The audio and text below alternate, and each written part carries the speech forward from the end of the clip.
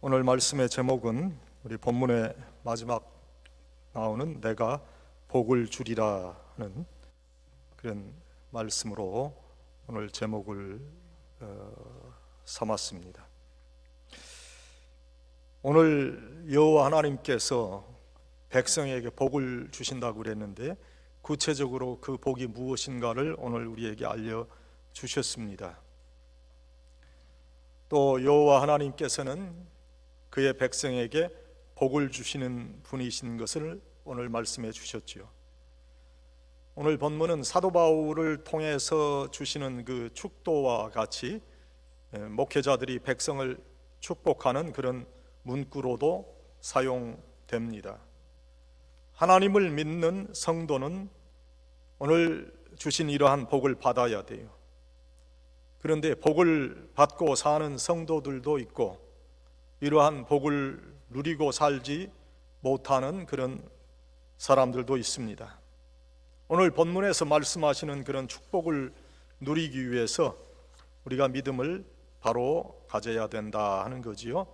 일생을 살면서 변하지 않는 그런 믿음의 사람이 축복의 사람이 되어지는 겁니다. 오늘 그 복을 말씀하시는데 그 복이 무엇인가 하는 것을 먼저 생각해 봅니다. 오늘 말씀 가운데 하나님의 은혜를 얻고 하나님께서 지켜 보호하시는 그런 복을 얻어야 된다 말씀하십니다. 그리고 평강의 축복을 누려야 한다 이런 말씀을 오늘 주시고 있습니다. 여러분, 하나님께서 여러분 지키시고 여러분을 보호하시고 그런 복을 여러분 누리고 삽니까? 아멘이 없네요. 그런 복을 누리고 삽니까? 네. 저는 참 감사한 게 이번 코로나 기간을 통해서 저희 교회에 연관되신 그런 분들 또 저희 교회 가족들 이 코로나로 인해서 어떤 그런 어려움이 없었던 것을 감사합니다. 물론 확진된 성도들도 많이 있었지만 하나님께서 다 지키시고 또 완전케 회복하심을 감사를 드립니다. 이런 하나님께서 지켜주시는 복을 우리가 누리고 살아야 된다. 그 다음에 하나님의 은혜를 얻는 삶을 살아야 된다. 여러분, 하나님의 은혜를 누리고 삽니까? 은혜는 자격 있는 사람에게 주시는 하나님의 축복이 아니라 자격이 없는 사람이지만 하나님께서 주시는 그런 축복을 말하는 거예요. 그래서 이 하나님께서 자격 없는 사람에게 주시는 그런 축복도 누릴 수 있어야 우리 기독교의 신앙생활을 잘 하는 사람이다, 그렇게 평가할 수 있는 거지요. 그 다음에 마음의 평안을 누려야 합니다. 우리가 마음의 평안 없이 신앙생활 한다면 그것은 잘못된 겁니다. 기독교에서 말하는 마음의 평안이란 나에게 많은 돈이 주어지고 어떤 권세가 주어지고 어떠한 지위를 얻고 명예를 얻는 그런 것에서 오는 평안함이 아닙니다. 어떠한 환경에 내가 처해 있을지라도 하나님께서 나와 함께 계시고 나에게 동행하는 그런 하나님 축복을 주신다 하는 이 마음의 평안을 누리고 살아야 진정한 하나님의 축복을 받고 사는 사람이다, 이렇게 말씀을 여러분에게 드려요. 하나님께서 우리에게 주시는 이 귀한 축복을 누려야 돼요. 예수 믿고 우리의 자녀들이 잘 되고 무병장수하고 우리의 사업체가 번성하는 그런 축복만을 우리가 기독교의 축복이라고 생각한다면 그건 세상 사람들이 말하는 기복신앙이죠. 그러나 우리가 어떠한 환경에 처할지라도 우리의 상황이 어떠한 그런 상황이 될지라도 우리가 하나님과 함께하는 사람으로 우리가 살아가는 그런 복을 누리는 그 사람이 기독교의 귀한 축복을 누리는 사람이라 그렇게 말할 수 있습니다. 먼저 하나님께서 지켜주시는 그런 복을 여러분들이 꼭 누려야 돼요. 우리의 영혼과 육신을 괴롭히는 많은 일들이 우리 주위에 일어나고 있습니다. 우리의 영혼을 노략하고 육신의 고통을 주는 그런 일들에서 우리를 지켜주시는 하나님의 복을 꼭 얻어야 됩니다. 이러한 복을 위해서 우리가 서로를 위해서 기도할 수 있어야 된다 하는 거예요. 이어령 교수라는 분이 있죠. 우리 한국의 지성인의 대표적인 그런 사람으로 우리가 모두 생각했던 그분이 기독교를 그렇게 공격했는데 마지막에는 참된 기독교인이 됐고 참된 기독교인으로서 그가 세상을 떠났습니다. 근데 그가 지은 책에 보면은 제비에 대한 얘기가 있어요.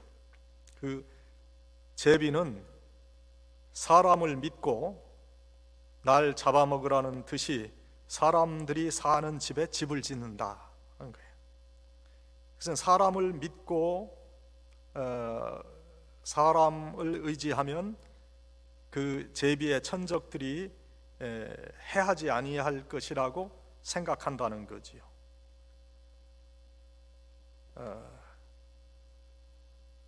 제비도 이렇게 사람을 믿고 의지하는데 하나님께서 믿음의 삶을 살라고 하는 기독교의 성도들이 그런 믿음이 없으면 되겠는가 하는 그런 글을 썼어요. 의심을 품으면 맡길 수 없다. 그런데 믿고 하나님께 맡기면 하나님의 보호를 받는다. 제비가 그 인간이 자기를 해할 것이라고 생각하지 않고 믿었기 때문에 안심하고 사람의 안채에 집을 짓는다 하는 거예요. 사람을 믿고 와서 제비 둥지를 트는데 어떻게 사람이 그것을 해야겠느냐 하는 거죠. 그러면서 이런 이야기를 했어요. 의무는 지성을 낳지만 믿음은 영성을 낳는다. 지성과 영성의 차이가 무엇인가? 그가 글을 쓰면서 간단하다고 그랬어요. 의심 속에서 끝없는 의문 속에서 지성은 커질 수 있지만 그러나 사람 집에 집 짓는 제비의 슬기와 섭리는 얻지 못한다. 우리가 믿음을 가지고 하나님께 나아가면 하나님의 보호하심을 받아요. 제비가 사람 사는 집에 둥지를 트는 것 같이 하늘나라의 하나님 집에 굳건한 믿음을 갖고 집을 지어 놓으면 해로운 것들이 우리를 범할 수 없다 하는 거예요. 오늘 우리들이 이러한 하나님의 보호하심을 믿고 믿음을 가진 사람으로 우리가 살아가고 있는가? 우리의 삶은 많은 두려움과 그런 걱정으로 채워져 있어요. 그런데 예수님은 우리에게 거듭거듭 두려워하지 말라 하신 말씀을 주셨어요.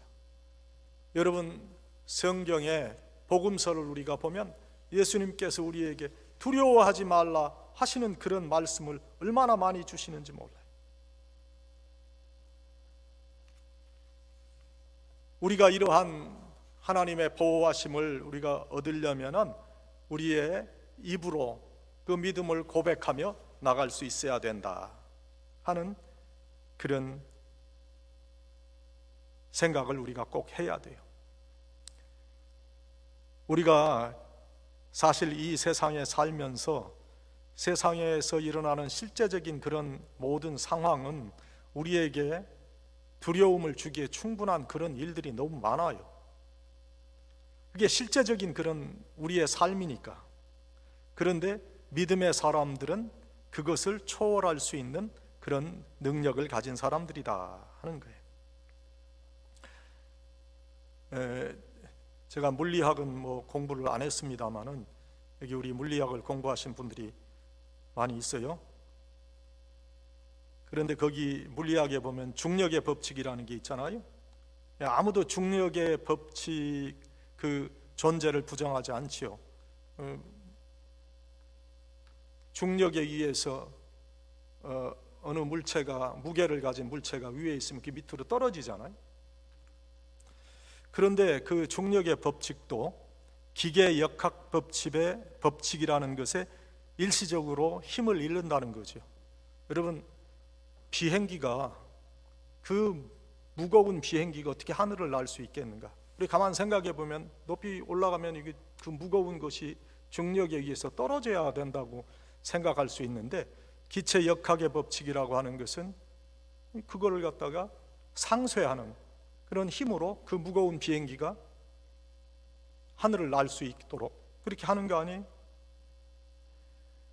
이것과 마찬가지로 사탄의 공격도 더 높은 하나님의 말씀의 법, 또 믿음과 순종의 법 앞에 힘을 잃는다는 거지요. 우리가 다윗과 골리앗의 그 전투의 모습을 한번 생각해 봅니다. 다윗과 골리앗의 전투는 우리가 객관적으로 모든 것을 비교해 보면 다윗이 골리앗의 상대가 될 수 없죠. 뭐 그의 신체적인 조건이나 어떤 전술적인 면이나 여러 가지 면에서 다윗은 골리앗의 상대가 될 수 없습니다. 그러나 믿음을 가진 다윗이 골리앗을 처치하는 그런 말씀이 성경에 기록이 되어 있다 하는 거예요. 이 골리앗을 물리친 다윗은 분명한 마음의 확신을 가졌던 거예요. 하나님께서 나를 지키시고 나를 보호하신다. 분명히 내가 이 전투에서 승리할 수 있다. 그런 믿음을 가졌던 그 다윗이 하나님의 영광을 드러낼 수 있었다 하는 거예요. 오늘 여러분, 우리를 지켜주시고 보호해 주시는 하나님을 믿는 그런 믿음 안에 꼭 거하시기를 바랍니다. 내가 어떠한 상황에 있더라도 하나님은 나를 지키시고 나를 보호하시는 분이다 하는 그런 확신 속에 우리가 거하지 않는다면 오늘 주신 이 하나님의 복을 우리는 누릴 수 없을 것이다. 두 번째, 여호와 하나님의 은혜를 얻는 복입니다. 오늘 은혜로다 하는 그런 귀한 찬양을 우리가 하나님께 드렸습니다. 하나님을 믿고 사는 이는 꼭 하나님의 은혜 속에 들어와야 돼요. 은혜는 자격 있는 자에게 주어지는 것이 아니라 자격 없는 자에게 주시는 복이에요. 자신의 능력과 자신의 의지로 이루어지는 것이 아니에요. 그래서 이 은혜를 꼭 얻어야 돼요. 모든 것을 은혜로 보고 은혜로 이해하는 은혜 중심적인 그런 가치관을 가지고 살아가는 것이 바로 기독교의 성도들이에요. 하나님을 믿고 하나님의 섭리를 믿고 하나님의 은총을 믿어요. 하나님의 은혜 가운데 내가 살아간다는 믿음을 가지고 있어요. 그런데 신앙생활 하면서 이러한 은혜로 하나님을 이해하는 것이 아니라 율법적으로 이해하는 사람들이 많이 있어요. 율법적 신앙을 가진 사람은 내가 선한 일 하면 복을 받고 악한 일 하면 벌을 받고 저주 속에 들어간다, 그렇게 생각합니다. 율법적 신앙은 은혜 중심적인 신앙과 그 내용이 아주 달라요. 율법적 신앙은 모든 일을 권선징악에 맞추어 생각하는 거지. 내가 하는 일이 좀 잘 되면 내가 선한 일 했더니 복을 받았다. 또 내가 하는 일이 잘 안 되면 내가 나쁜 일 했더니 일이 꼬인다. 모든 것을 그렇게 생각합니다.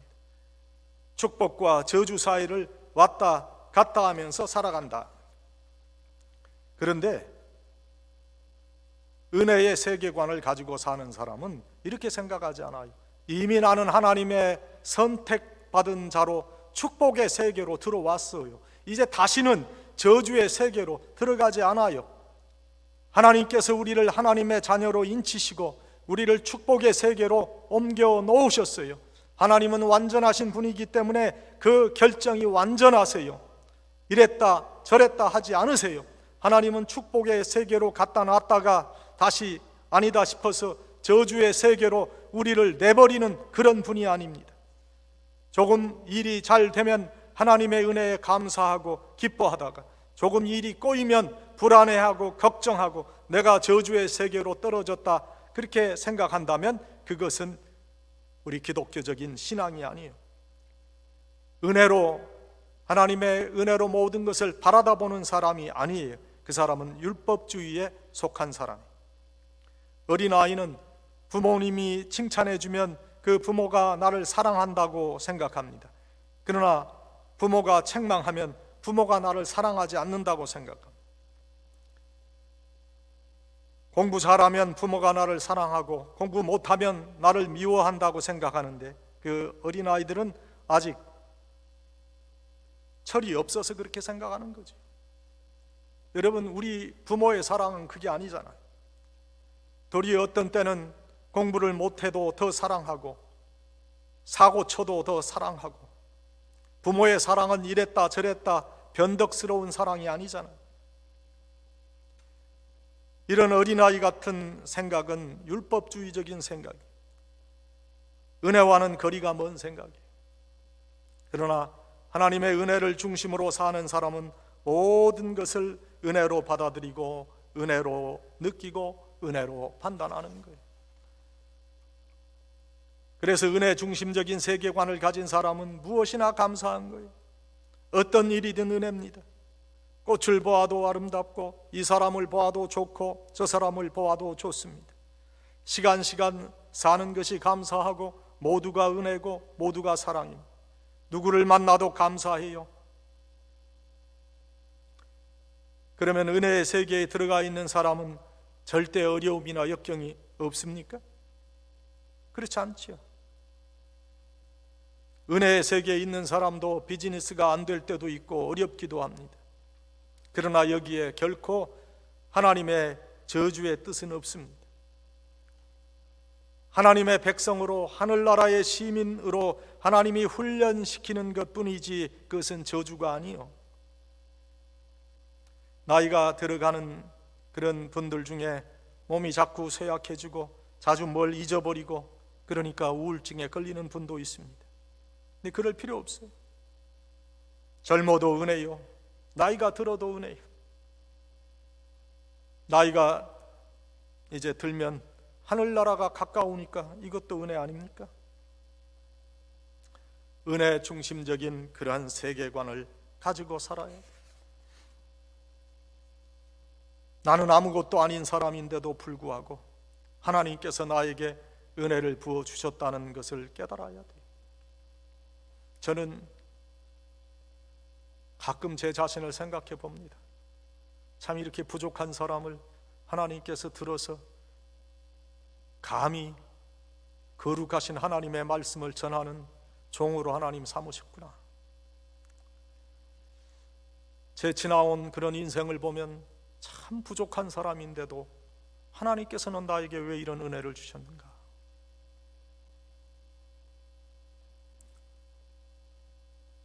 하나님 사랑하는 마음을 가지고 살았더니 하나님께서는 이런 은혜를 주셨다 생각해요.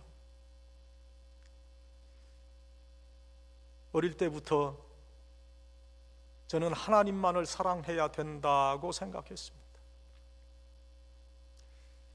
제 바로 밑에 여동생이 있어요. 저희 교회도 한번 왔죠. 제주도에 사는데 제주 영락교회 권사예요. 그 양은주 권사라고. 그 동생이 초등학교 다닐 때 그 동생이 한 4학년 되고 내가 6학년 됐나 뭐 하여간 그런 때요. 아주 오래전 얘기예요. 그런데 학교에서 뭘 배워왔는지 와서 세계 4대 성인이 있는데 그게 뭐 소크라테스도 있고 뭐 석가도 있고 공자도 있고 예수님도 있다. 그래서 그들이 종교를 만들었는데 아무 종교나 하나 잘 믿고 진실하게 살면 다 되는 거다. 그런 얘기를 해요. 어릴 때 제가 막 화를 냈어요. 이게 어디서 엉터리 같은 얘기를 하고 있냐. 이거 학교 교과서에 있다는 거야. 선생님이 이렇게 가르쳐 줬다는 거예요. 그러니까 이게 맞다는 거예요. 아무리 선생님이 말해도 그거 아니다. 한참을 싸워도 그 동생이 어떻게 고집이 센지. 그 여자인데 O형이에요. 혈액형.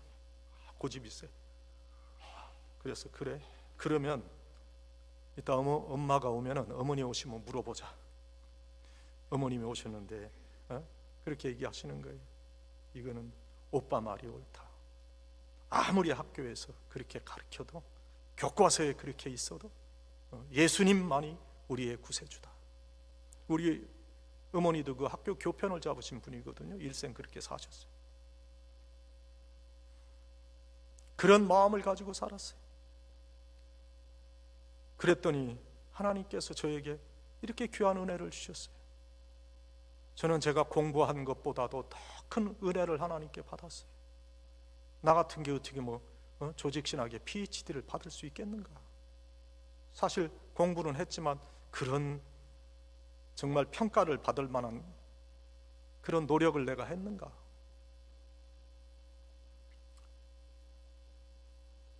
저는 하나님의 축복으로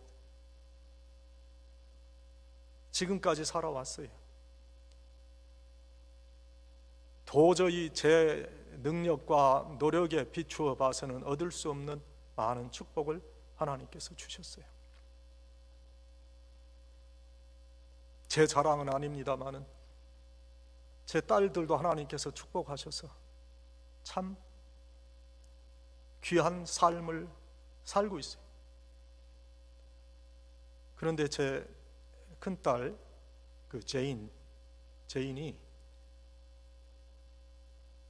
중학교 2학년 때인가 봐요. 저희 교회가 그때 소친교실이 있는데 거기만 있었어요.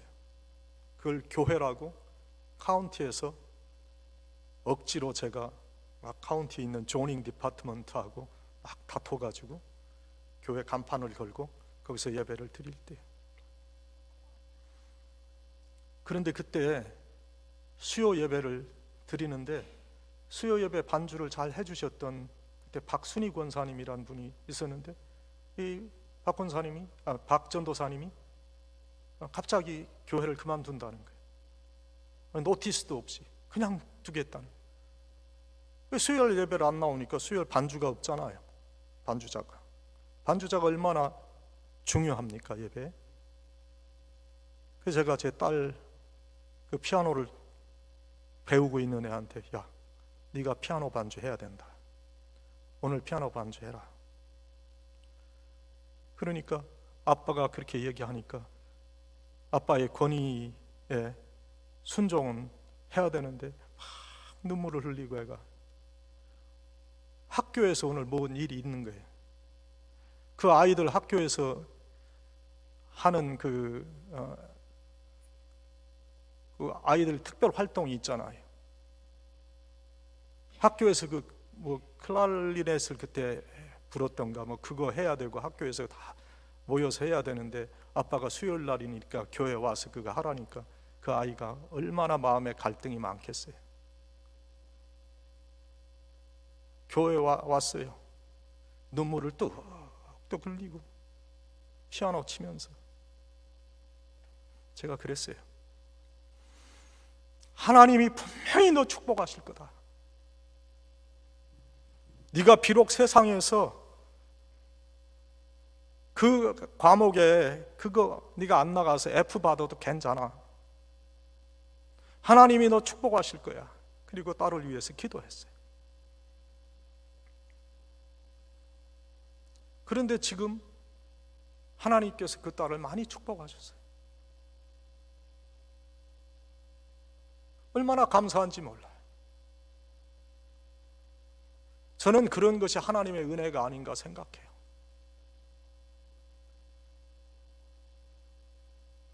하나님께서는 때로는 우리의 노력이나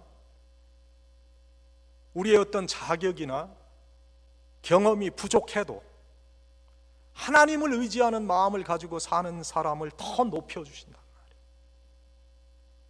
그런 은혜를 여러분들이 얻기를 바라요. 우리가 한 번 믿으면 정말 뜨겁게, 진실되게, 확실하게 그렇게 믿는 사람들이 되면 좋겠어요. 하늘나라를 믿고 살아가는 사람들이 우리에게 주신 말씀도 믿지 못하고 세상 사람들의 손가락질을 받는 그런 기독교인으로 우리가 산다면 우리는 은혜를 받지 못한 사람들이에요. 여러분, 여러분의 삶의 우선순위가 있지만 그것보다도 더 상위에 하나님 사랑하는 그런 마음을 여러분 한번 놔보세요. 그때 하나님께서는 여러분에게 은혜를 베풀어 주시는 거예요.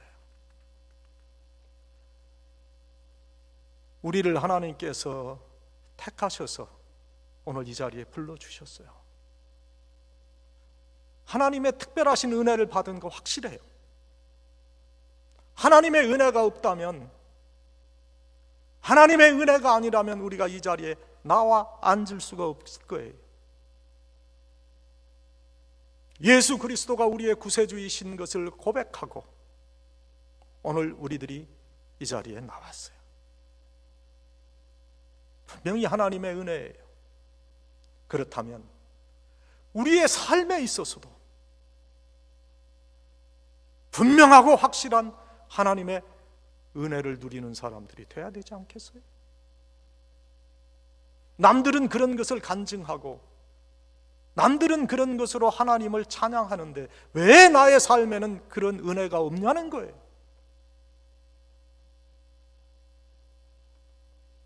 여러분, 하나님께서 분명히 오늘 말씀하셨어요. 내가 은혜를 주시겠다 하셨어요. 그러면 그 은혜를 누리는 사람들이 되어야 되지 않겠어요? 보다 더 큰 은혜를 사모하는 우리가 되어야 돼요. 하나님께서 나와 함께 하시고 나를 붙잡아 주시고 보호하시고 지켜주시는 간증이 확실한 그런 하나님의 사람으로 세워져야 된다 하는 거예요. 오늘 하나님께서는 또 평강을 주신다고 그랬어요. 인생을 살다 보면 수많은 불안한 환경 가운데 우리가 놓여 있음을 알게 됩니다. 불안하고 괴로워서 참 마음이 아픈 그런 삶을 우리들이 살아요.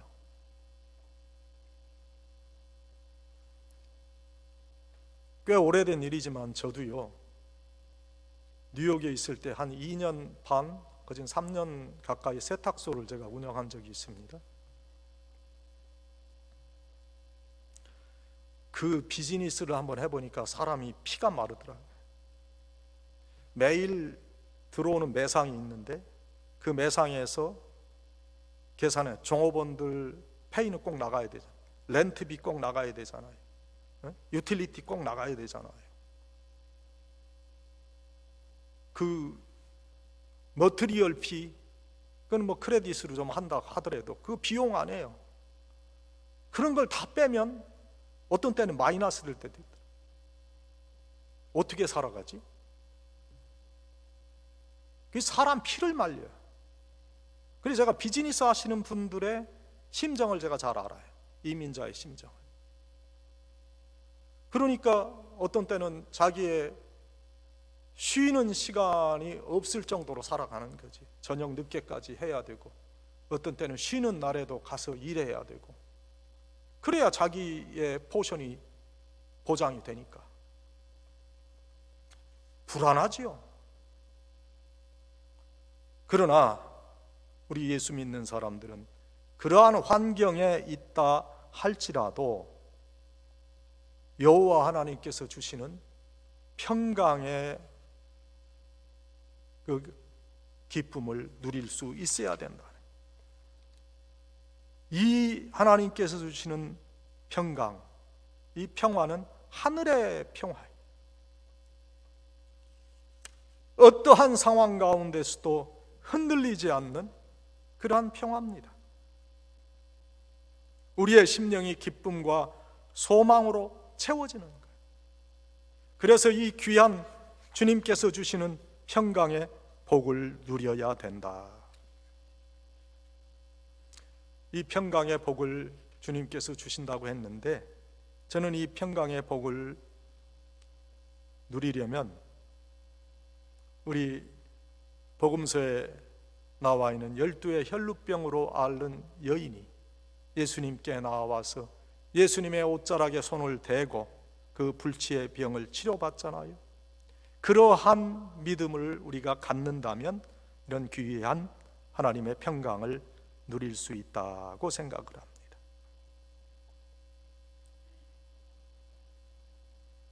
이 여인과 같이 예수님의 옷자락에 내 손이 닿기만 해도 내가 나을 것이다 하는 그런 단순한 믿음이 우리에게 귀한 평강을 주는 거예요.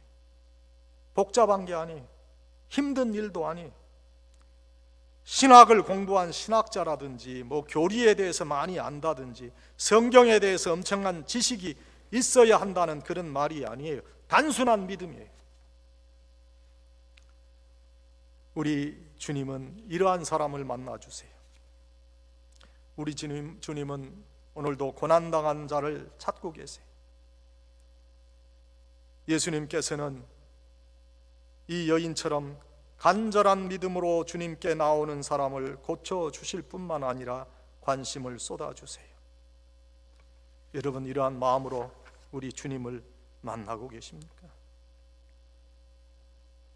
그 여인 예수님으로부터 이제 편안히 가라, 이제 평안한 마음으로 가라 말씀을 들어요.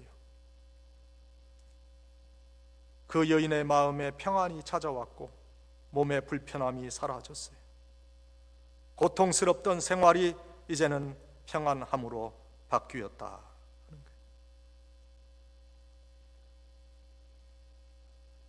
오늘 우리는 이러한 여인과 같은 귀한 믿음으로 주님께 나와야 될 줄 압니다. 그때 평안의 귀한 은총을 누리게 될 것입니다. 오늘 하나님은 우리에게 복을 주신다고 그랬어요. 그 귀한 하나님의 축복, 하나님의 은혜를 누리는 축복, 평안한 마음으로 살아가는 그 귀한 축복, 이 귀한 축복으로 우리의 삶을 살아가시는 복된 성도들이 다 되시기를 간절히 축원합니다. 기도하십시오. 은혜로우신 아버지 하나님, 감사합니다. 오늘 저희에게 복을 주신다고 그랬습니다. 저희를 지켜주시고 보호해 주시고 은혜를 주시고 평강의 마음을 허락해 주신다고 그랬사오니 이 귀한 은혜를 누리는 저희들이 되게 해 주시옵소서. 아버지 하나님, 험한 세상에 살지만 그러나 전혀 이 험한 세상에 요동하지 아니하고 하나님께서 주시는 평강으로, 하나님께서 주시는 믿음으로 이 세상을 이기는, 하나님의 보호하심 받는 귀한 성도들이 다 되게 해 주시옵소서. 예수님의 이름으로 기도하옵나이다. 아멘.